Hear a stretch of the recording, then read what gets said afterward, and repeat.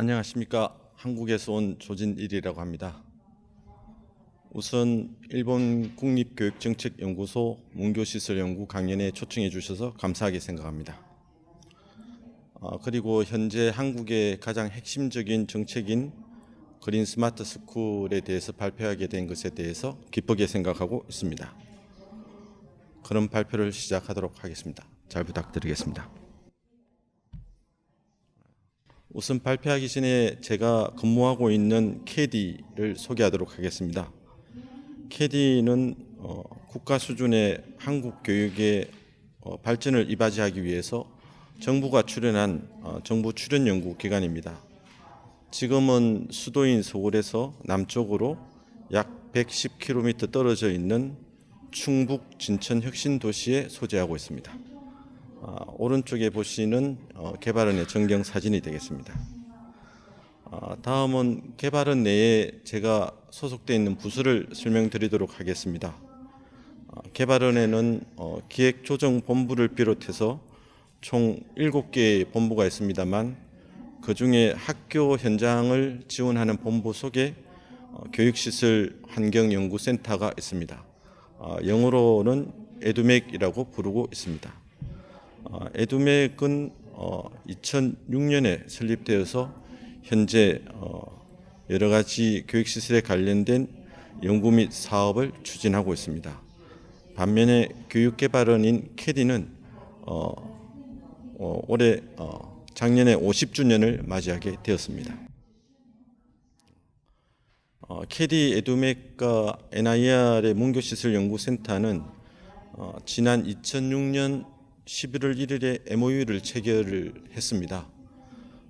매년 교류를 하면서 세미나 또는 현안의 교육 정책에 관련된 정보를 공유하고 상호간 발전을 위해서 우수한 시설 견학을 하는 조건으로 교류를 현재까지도 하고 있고 이번에 일본을 방문하게 된 저희도 이런 MOU 체결에 의한 교류 활동의 하나라고 생각하고 있습니다. 다음은 한국에 대한 약간의 설명을 드리도록 하겠습니다. 한국의 오른쪽 보이는 사진이 이제 남한의 사진인데요. 인구가 굉장히 일본도 마찬가지겠지만 급격하게 이제 줄어들고 있습니다. 파란색 부분이 이제 인구가 감소하는 지역 대부분의 이제 절반 이상을 차지하고 있고요. 녹색 부분이 인구를 이제 현재 그대로 좀 유지하고 있는 지역이라고 할 수 있겠습니다. 그리고 이제 조금 빨간색 부분이 이제 인구가 좀 증가하는 부분이라고 할 수 있는데요. 여기 보이시는 여기 수도인 서울이 이제 파란색인 이유가 조금 있습니다. 인구가 감소하고 있다라고 되어져 있는데요. 실질적으로 수도인 서울이 세대 구성원의 수가 한 2.2명으로 평균인 대한민국의 2.9명보다 좀 낮은 수준입니다.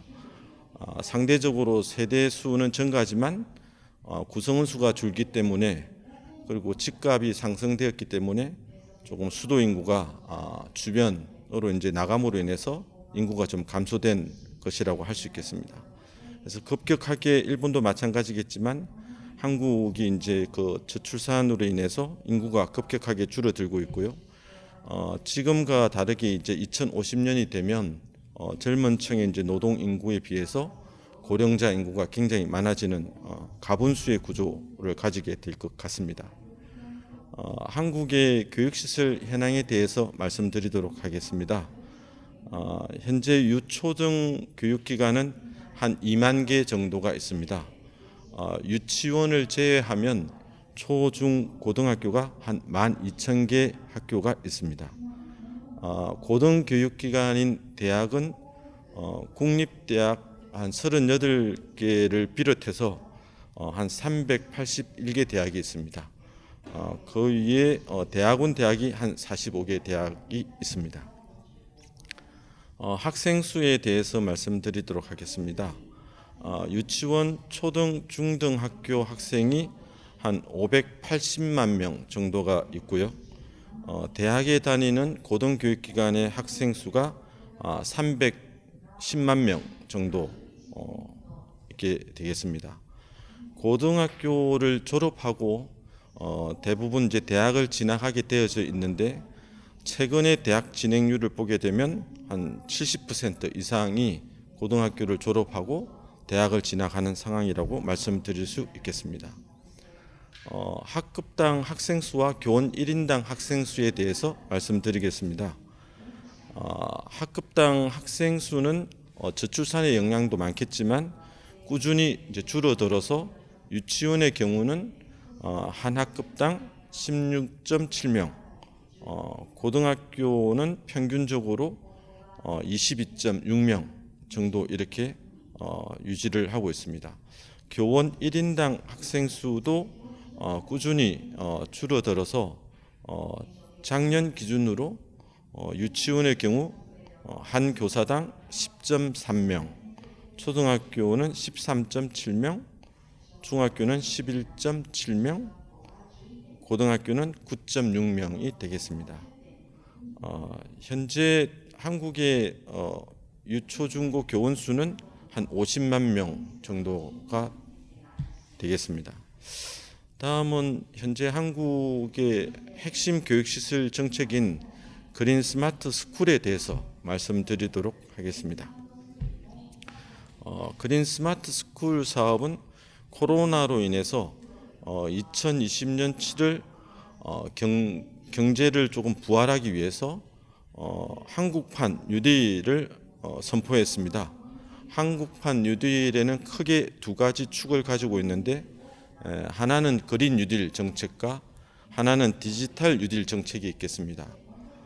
여기에서 이제 학교 시설은 어느 한쪽에도 치우치지 않고 두 뉴딜의 분야를 융복합적으로 실현할 수밖에 없다라는 취지하에 미래 교육 전환을 위해서 10대 정책 과제 중 하나로 선택하게 되었습니다. 이로 인해서 그린 스마트 스쿨 정책을 추진하게 되었습니다. 사실 그린 스마트 스쿨 정책은 2000년대 초 한국의 그린 스쿨 정책, 그 이후 교가 교실제 시설 정책, 그 이후 고교 학점제 시설 정책, 다음은 2019년도에 있었던 공간 혁신 정책, 이런 것들이 발전을 통해서 종합적으로 2020년에 그린 스마트 스쿨 정책을 발표하게 되었습니다. 현재는 대부분의 사업은 종료가 되었고 고교 학점제 정책과 그린 스마트 스쿨 정책이 현재 추진되고 있는 상황입니다. 이러한 정책들은 대부분 이제 미래 학교 조성을 위한 정책이라고 할 수 있겠습니다. 지금 고교 학점제 정책에 대해서 약간의 설명을 드리도록 하겠습니다. 고교 학점제는 학생이 진로에 따라 다양한 과목을 선택 이수하고 누적 학점이 기준에 도달할 경우 졸업을 인정받는 교육과정 이수 운영 제도라고 할 수 있겠습니다. 지금은 준비 기간이고 시범 사업을 하고 있습니다만 2025년에는 모든 고등학교가 고교 학점제를 반영을 해야만 것으로 정해져 있습니다. 대부분의 학교에서는 고교 학점제 진행을 위해서 학생들이 여러 가지 교과를 선택할 수 있도록 교육 과정을 재구조화하고 재구조화된 여러 가지의 교과목을 학생들이 스스로 선택, 대학처럼 수강 신청을 하게 되고 수강한 과목을 수업을 듣고 평가를 통해서 이수, 미이수 결정이 되어지게 됩니다. 이수 학점이 고등학교 졸업 이상의 누적 학점이 이상이 되면 졸업을 하게 되는 그런 구조라고 할 수 있겠습니다. 다음은 그린 스마트 스쿨에 대해서 말씀을 드리겠습니다. 크게 그린 스마트 스쿨을 추진하게 된 배경이 몇 가지가 있는데요. 첫 번째는 미래 사회에 대응하기 위해서입니다. 가장 중요한 것은 현재까지의 교육 과정으로는 글로벌 인재, 미래 인재를 양성하기에는 한계가 있다라고 생각을 했고 미래형 교육 과정을 학교가 보다 자율성을 부여해서 학교 맞춤형의 교육과정이 될 수 있도록 개정을 통해서 발표를 하게 되었습니다. 그중에 가장 대표적인 것이 작년에 개정되어진 교육과정이라고 할 수 있겠습니다. 지금 단계적으로 초등학교부터 이제 적용을 하고 있는데요. 크게 교육과정의 주요 내용은 네 가지가 있습니다. 미래 사회가 요구하는 역량을 키우자. 두 번째는 학생이 자기 주도적으로 창의력과 인성을 키울 수 있도록 개별 맞춤형의 교육과정을 제공하자. 세 번째는 학교마다의 상황이 다르기 때문에 자율적으로 혁신할 수 있도록 자율권을 보장하자. 그리고 책임 있는 교육을 실현하자. 마지막으로 디지털 시대, AI 시대를 통해서 환경 변화에 적합하도록 교육과정을 재구조화하자라는 큰 네 가지의 방향을 두고 국가 수준의 교육과정을 개정을 하게 되었습니다. 이런 것들을 학교 현장에서 이제 수행하기 위해서는 물리적인 인프라, 시설의 공간도 변화가 따를 수밖에 없었다라는 것입니다. 두 번째 이 사업의 추진 배경은 현장에서 새로운 학교에 대한 요구가 있었습니다. 가장 중요한 것은 학교 공간의 주권은 교사와 학생, 결국 사용자에게 있다라는 생각이 강조되었습니다.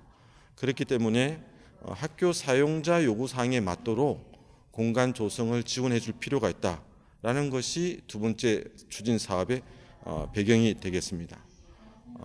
다음 마지막으로 사업의 배경은 일본도 마찬가지겠지만 한국도 노후된 학교 시설이 많습니다.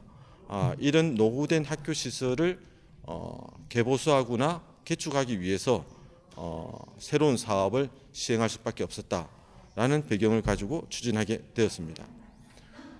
현재 한국은 40년 이상 경과된 초중고등학교 시설 현황인데요. 총 전국에 6만 1,000개 이상의 교사동을 가지고 있습니다. 그 중에서 2020년 기준으로 7,980동, 이게 조금 죄송합니다만 좀 오타가 났습니다. 단위 면적의 단위가 스퀘어미터가 아니라 만 스퀘어미터라고 이해해 주시면 될 것 같습니다. 그래서 2020년도에 1,633만. 다음은 그린 스마트 스쿨 사업 기간에 대해서 말씀드리겠습니다. 1단계 사업은 21년 작년부터 5년간 이루어지는 것이고요. 지금은 그래서 현재 초기 사업이 설계 중이거나 공사 중에 있습니다. 그러니까 그린 스마트 스쿨이 조성된 학교는 현재는 없습니다. 참고해 주시면 좋겠습니다. 사업 대상과 유형에 대해서 말씀드리겠습니다. 사업 대상은 40년 이상 경과한 유초, 중, 고등학교 총 2,835개 동이 되고 면적은 780만 스퀘어미터가 되겠습니다. 그래서 매년 보시는 그림과 같이 조금씩 대상 학교를 선정을 해서 2,835개 동을 개축하거나 리모델링하는 사업이 되겠습니다. 사업 유형은 말씀드린 바와 같이 개축 또는 리모델링 사업이고요. 총 사업비와 사업 방식에 대해서 말씀드리겠습니다.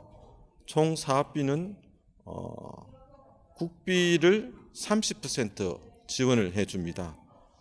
총 18조 5조 원, 5.5조 원, 30%는 국가가 보조를 해주고 나머지 13조는 지방비로 대응을 해야만 합니다. 총 사업비에는 시설을 조성하는 사업비 이외에 ICT 등 정보화 사업, 그리고 미래 학교로 전환하기 위한 준비금까지 모든 일체의 비용이 포함되어져 있습니다.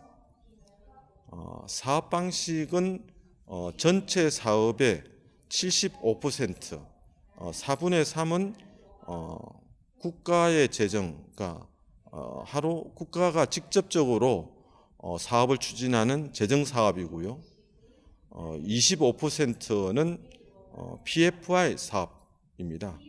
민간 투자 사업 방식이고요. 한국의 민간 투자 사업 방식은 BTL 방식으로 추진하고 있습니다.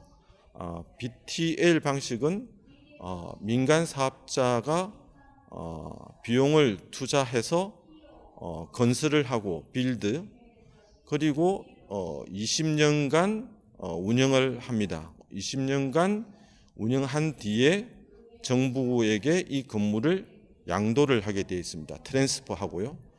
그리고 이제 투자한 비용을 국고채 이자 플러스 알파만큼의 20년간 임대료를 민간 사업자가 정부로부터 받게 되는 구조입니다. 그래서 빌드 트랜스퍼 리스라고 해서 BTL 사업이라고 부르고 있습니다. 현재 BTL 사업은 그린 스마트 스쿨 사업이 아니더라도 초, 중, 고등학교 사업이 현재 1205개교가 현재 운영 중에 있습니다. 그리고 국립대학도 BTL 사업으로 추진을 하고 있는데 그린 스마트 스쿨의 비전과 목표 핵심 요소에 대해서 말씀드리겠습니다. 비전은 모두 함께 성장하는 행복한 미래학교 조성을 위한 것입니다. 목표는 창의성과 주도성을 키우며 쉼, 놀이가 공존하는 학교라고 할 수 있겠습니다. 핵심 요소가 크게 5가지가 있는데요.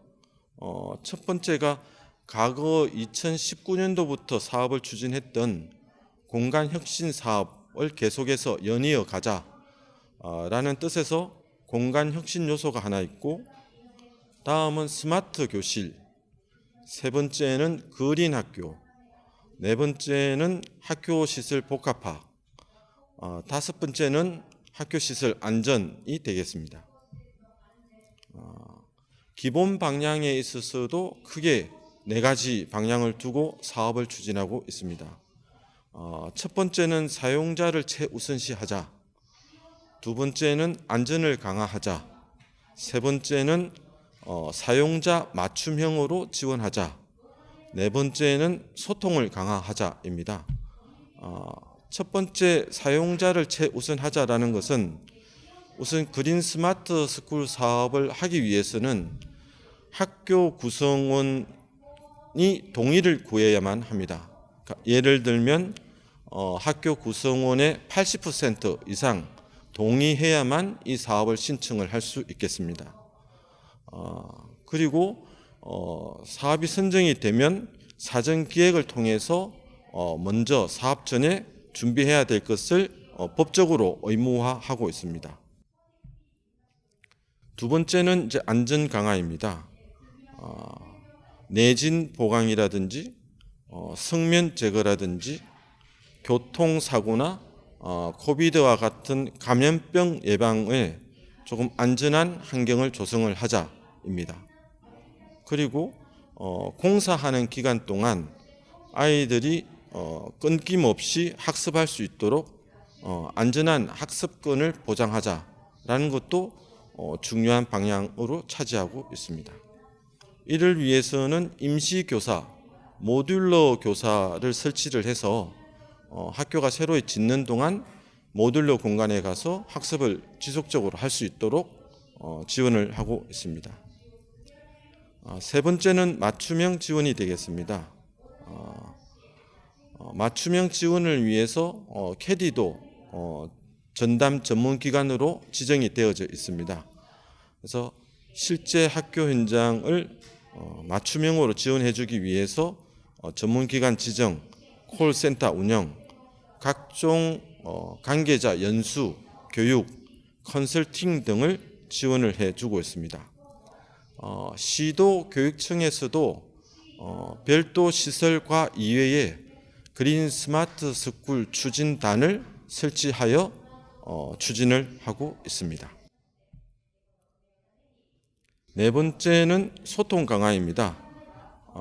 과거에 일방적으로 시설을 조성해서 학교에 지원해 주기보다는 학교의 의견을 충분히 수렴하여 학교가 원하는 대로 공간이 조성될 수 있도록 하자는 것입니다. 이를 위해서 이제 사전 기획을 통해 사용자 워크숍을 실시하고 있습니다. 다음은 추진 절차에 대해서 말씀드리겠습니다. 우선 학교 구성원 80% 이상 동의하여 신청을 하게 되면 일정한 절차를 통해 학교를 선정하게 되어 있습니다. 학교가 선정되어지면 한 6개월에 걸쳐서 사전 기획을 법적으로만 해야 합니다. 사전 기획은 크게 두 가지를 해야 되는데요. 첫 번째는 교육 프로그램을 기획을 해야 합니다.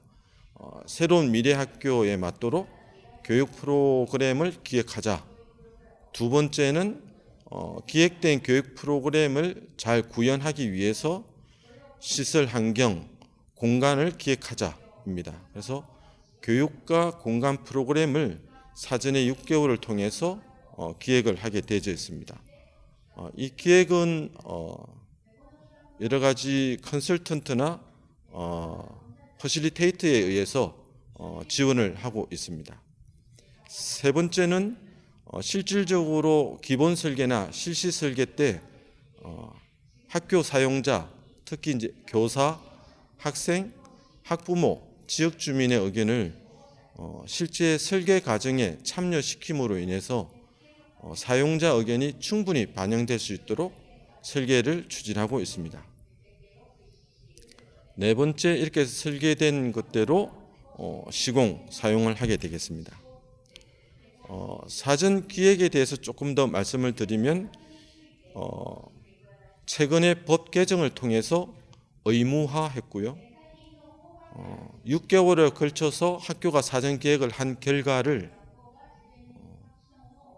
교육부 검토위원회를 통해서 검토를 받게 되어 있습니다. 그래서 이 검토 결과를 통과하게 되면 다음 단계 사업을 추진하게 되겠습니다. 통과하지 못하면 수정 보완을 해야만 하는 상황입니다. 대부분의 이제 프로세스에 대해서 말씀드리면 우선 교육기획과와 공간기획과가 협업을 통해서 우선 사전 준비, 학교 관계자를 연수를 한다든지 교육을 통해서 사전 준비를 하고요. 학교 현황을 분석을 합니다. 학교의 학생 수, 학급 수, 향후 학생 수용 계획, 그리고 지금 있는 공간의 크기와 종류, 기타 등등 현황을 분석을 하게 되었습니다. 그리고 교육 환경 및 여건을 분석하게 되어 있습니다. 교육 환경 여건을 분석을 통해서 우리 학교가 나아갈 비전과 방향을 설정하게 되어 있습니다. 이 우리 학교만의 비전과 목표를 설정한 이후에 여기에 맞도록 공간을 조성하기 위해서 사용자 요구 조사를 하고 사용자가 워크숍을 통해 참여하는 디자인 과정을 거치게 되어 있습니다. 이런 참여 디자인 과정을 통해서 중장기적인 마스터 플랜을 수립하게 되어 있고요. 마스터 플랜을 수립하고 난 다음에 이번에 이 학교가 부여받은 예산만큼의 사업만 별도로 더 구체화해서 그린 스마트 스쿨 공간 조성 계획을 수립하고 실행하게 되어 있는 구조로 되어 있습니다. 다음은 강원도에 있는 치악고등학교의 사용자 참여 디자인 워크숍.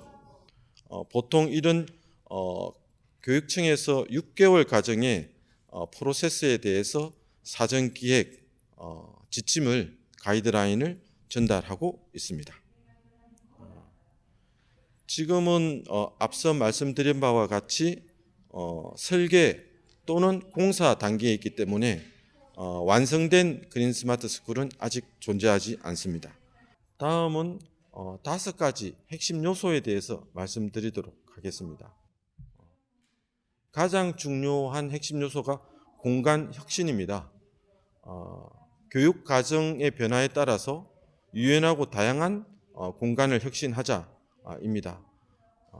이것은 없던 학교에 있는 없던 시설을 새롭게 만들기도 하고 있는 공간을 재구조화를 통해서 미래 교육 과정에 맞도록 전환하자라는 뜻을 가지고 있습니다.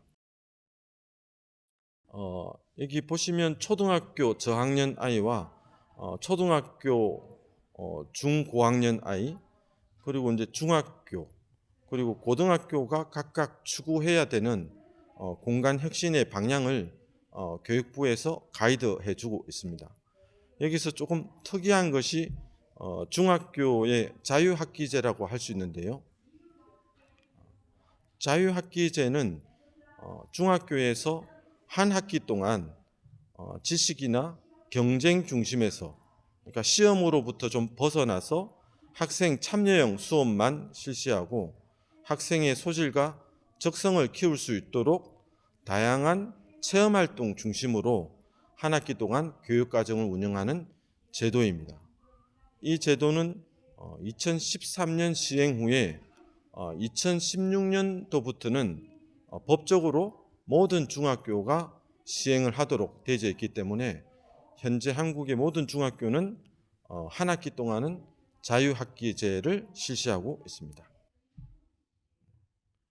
이렇게 그 사용자 참여를 통해서 배치나 5개 공간 계획까지 사용자가 원하는 대로 공간 기획가가 기본 설계를 하게 되어 있고, 최근에 그 소통 중심에 강조하다 보니까 옥 외에 강장 중심의 공간이라든지 실내에도 커먼 스페이스 중심으로 이런 강장 중심의 개방적인 공간 조성을 많이 조성을 하고 있는 상황입니다.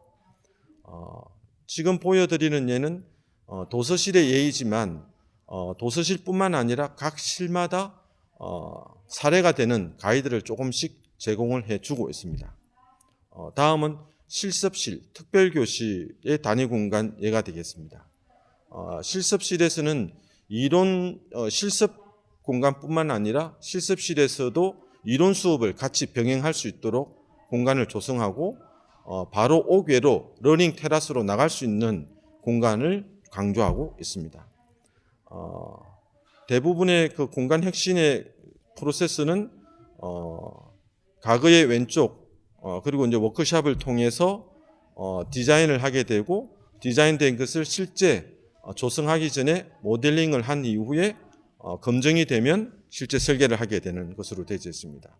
예가 되겠습니다. 가그의 왼쪽 교실이 오른쪽의 교실처럼 바뀐다든지, 가그에 있는 복도가 오른쪽에 있는 복도처럼 놀이 중심 초등학교 저학년 공간으로 바뀐다든지, 이러한 것들을 위해서 교육개발원에서도 다양한 그 공간 조성을 위해 가이드라인을 제공을 하고 있습니다. 평면 계획이라든지 단위 공간 계획이라든지 이렇게 조성을 해주고 있습니다. 최근에는 이러한 공간 혁신이 얼마만큼의 교육적 효과가 있는지에 대해서 교육개발원에서 연구를 실시하였습니다. 그래서 왼쪽 그래프와 같이 초, 중, 고등학교 모두 공간 혁신을 하지 않는 학교에 비해서 공간 혁신을 한 학교가 교육적 효과가 있다라고 인식하는 비율이 높아졌고요. 교육 활동에 대해서도 좀 더 다양한 수업, 그리고 수업 분위기가 좋아졌다, 학교 생활의 만족도가 좋아졌다라는 결과가 나타났습니다. 다음은 스마트 교실입니다. 여러 가지 스마트 학습 환경의 기본 방향이 있고요. 스마트 환경을 조성하기 위해서 기기라든지 교육 주체를 교사에서 교사와 학생으로 바꾼다든지, 교육의 도구, 컨텐츠도 디지털한다든지, 공간도 꼭 학교에서만 아니라 스마트한 공간에서도 수업을 할 수 있도록 조성을 강조하고 있습니다. 구체적으로 지금 현재 한국은 그 교실마다 네트워크가 되지만 속도가 조금 느린 편입니다. 한 800메가 정도가 되는데요. 이것을 1기가로 올리겠다라고 이렇게 우리가 좀 상향 조정하는 목표를 세우고 있습니다. 그리고 여러 가지 그 기존의 학교에 있는 스마트 기기들을 조금 통합 관리할 수 있도록 컨트롤러를 설치를 하자, 뭐 이런 것들을 가지고 있습니다. 다음은 서울에 있는 창덕 여자중학교인데요. 왼쪽처럼 스마트 교실을 구축하고 오른쪽처럼 학생 1인 1디바이스 정책을 통해서 수업 때 디바이스를 통해서 수업할 수 있도록 조성을 하고 있습니다.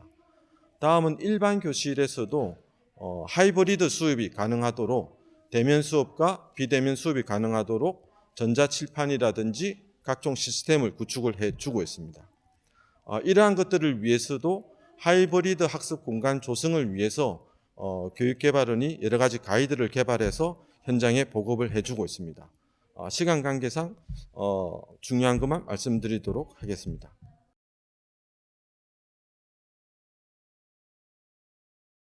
가장 중요한 것이 이제 대화형 평면 패널 TV가 이제 중요합니다. 최소 75인치의 평면 패널 TV를 구축을 하고요. 그리고 고성능 마이크와 스피커가 필요합니다. 그리고 이제 충전 솔루션이 필요합니다. 여러 학생들이 쓰는 디바이스를 계속 충전할 수 있도록 하는 시스템이 필요하고요. 그리고 고품질의 빔 프로젝터가 필요합니다. 그리고 교사용 노트북과 학생 1인 1디바이스, BYOD 정책이 필요하고요. 고성능 강의 녹화 카메라, PTZ 카메라가 한 2대 정도 설치가 이제 필요합니다. 그 이외에 교육 프로그램 쪽으로도 데이터 기반의 다양한 학습 디지털 콘텐츠 시나리오가 준비되어 있어야 하고요. 하이브리드 학습 플랫폼 LMS가 구축이 되어 있어야 합니다. 그리고 하이브리드 학습에 필요한 교육 애플리케이션이나 각종 소프트웨어도 깔려 있어야 합니다. 그리고 보조 모니터도 필요할 수 있고요. 그리고 교사가 그 외에 필요한 기기나 장비 이러한 것들도 지원해 줘야 합니다. 그리고 무엇보다도 인터넷에 끊김이 없도록 고성능 무선 와이파이의 구축도 필요로 합니다. 이러한 것들을 위해서 공간 조성을 하기 위한 기본 방향을 8가지를 제시를 해 주고 있습니다. 여러 가지 이제 하이브리드 교실 구축을 하기 위한 사례들을 가이드라인과 함께 제공을 해 주고 있습니다. 그래서 이러한 것들을 단위 학교에서 보고 우리 교실에 맞도록 요구를 한다든지 사전 기획 단계에서 요구를 하겠죠. 그리고 보시는 화면과 같이 교실 이외의 공간에서도 미래의 학교에서는 학습을 할 수 있어야 되기 때문에 여러 가지 러닝 스페이스 또는 커먼 스페이스가 필요로 합니다. 이러한 것들에 대한 것들도 여러 가지 사례를 통해서 학교 현장에 지원을 해주고 있습니다. 이것들을 통해서 현재 한국의 이제 스마트 교실의 현재는 지금처럼 초등학교라든지 중학교라든지 고등학교에 대부분 다 어느 정도 구축이 되어 있습니다. 다음은 그린 학교에 되겠습니다. 여러 가지 그린 학교 조성을 위한 디자인 팩터들에 대한 장단점을 나열을 하면서 학교가 선택할 수 있도록 제공을 해주고 있고요. 중요한 것은 그린에 있을수도 생태와 에너지가 있을 수 있는데 여러 가지 요소가 있습니다. 이런 것들은 이제 학교 현장에서는 잘 모르지만 전문가들은 잘 알고 있는 사실이죠. 물론 중요한 것은 학교에서는 이러한 어떤 기술, 핵심적인 기술을 학교에 우리의 어떤 교육 프로그램과 매핑을 할 것인가, 이런 것들이 학교 현장에서 조금 주의 깊게 준비를 해야 되는 부분이고, 이런 것들을 통해서 공간을 활용을 통해서 체험을 통해서 실질적으로 그린 학습이 될 수 있도록 환경을 조성하는 것이 무엇보다 중요하다고 하겠습니다. 지금 이제 한국의 이제 사례를 보게 되면 교실 내에 바이오월을 설치한다든지 아트리움을 설치해서 에너지를 줄인다든지 벽면 BIPB를 설치를 해서 에너지를 저감한다든지 그리고 이제 스마트팜 교실에서 야채 상추를 키워서 아이들이 이제 먹어본다든지 이런 것들이 있을 수 있습니다. 학교 시설 복합화는 한국보다 일본이 앞서 있기 때문에 내용을 조금 줄이도록 하겠습니다. 지역 주민과 지역 사회와 학교와 상생할 수 있는 학교 부지 내에 시설을 조성하자는 것이고요. 학생들이 이용하지 않는 시간대에 지역 주민이 이용하자라는 그런 취지가 되겠습니다. 대부분의 이제 도서실이라든지 체육시설, 특별교실, 음악실이나 미술실, 그리고 여유가 있다라면 여유교실이 지역사회에 요구하는 교실로 조성을 해서 지역과 학교가 상생하는 구조가 되겠습니다. 이렇게 해서 지어진 한국의 중학교의 학교 시설 복합화 하나의 사례가 되겠습니다. 다음도 초등학교 부지의 학교 시설 복합화 사례가 되겠습니다. 다음은 그 목공실을 이용을 해서 지역 주민과 학생이 같이 교육 프로그램을 하는 사례가 되겠습니다. 마지막으로 안전이 되겠습니다. 안전에 대해서는 어쨌든 공사 기간 중에 학생들의 학습에 끊김이 없이 계속해서 학습을 할 수 있도록 여러 가지 관련 법령을 준수해야 되는 것은 기본이고요. 그 이외에 학교 범죄 예방 디자인인 세프티드 적용을 해야만 되는 가이드를 제시를 해주고 있습니다. 그래서 다음 사진은 이제 공사 기간 동안 교실이 없어졌기 때문에 운동장 한편에 모듈러 교사동을 설치를 해서 임시적으로 공사 기간 동안 수업을 하고 공사가 끝나면 이제 다시 해체하는 모듈러 공간 조성을 한 학교의 사례가 되겠습니다. 다양한 사례가 있습니다. 모듈러는 짧게는 1개월 정도면 공사 기간이 끝나기 때문에 효과적이라고 생각을 하고 있습니다. 최근에 포스트 코로나 시대, 현재 한국은 지난 30일 기준으로 마스크가 이제 벗게 되었습니다. 그래서 포스트 코로나 시대 그린 스마트 스쿨의 5가지 영역 중에서 어떤 것이 가장 중요하냐라고 여러 가지 교육청, 학교, 전문가에게 서베이를 설문조사를 실시했습니다.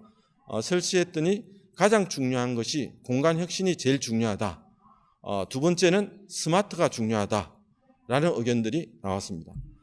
그리고 여러 가지 우선적으로 그럼 우리가 수행해야 할 과제가 있다면 무엇인지 제안을 해보아라 라고 해서 우리가 랭킹을 매겼습니다.